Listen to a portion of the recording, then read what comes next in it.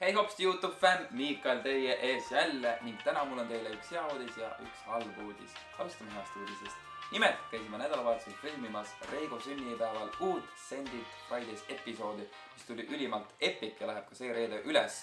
Aga halb uudis on siis see, et ma suutsin võttepäeval siis oma hüppeliigesed päris tõsiselt ära vigastada. See oli väga siuke ebaprofessionaalne kukkumine, aga põhimõtteliselt ma siis rullusin ümber oma hüppeliigese või kuidagi suutsin oma hüppeliigesele peale maanduda, nii et see on väga hullult paistes. Käisin EMO-s, ühtegi mõra ega murdu pole, mis on väga tore, aga pean siis olema siin karkudega vähemalt nädala või 2 kodus. Ma täpselt ei teagi, olen kui kiiresti ma taastun. Eile oli mul siis esimene päev siin kodus ja olgem ausalt, siin kodus tuli nii palju mõtteid, et ma ei suutnud kõike kirja panna ja jõudsin ka järeldusele, et ilmselt järgmise video ma pean filmima siis siinsamas kodus statiiviga ise selle kokku panema ja võib-olla alustaks siis millegagi lihtsamaga, näiteks Miikali Q&A ehk kõik küsimused, mis puudutavad mind või Geertreppi, jätke siia video alla.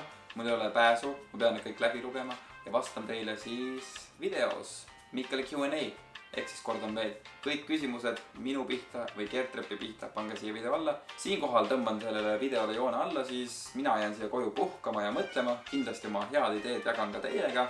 Teile soovin siis omalt poolt mõnusat sügist, kooli, tööd, lasteaeda, kus iganes te siis käite ja kõik küsimused, mis teil on mulle või Geertreppile, jätke video alla ja kohtume siis juba reedel Send It Fridays ja olge tublid!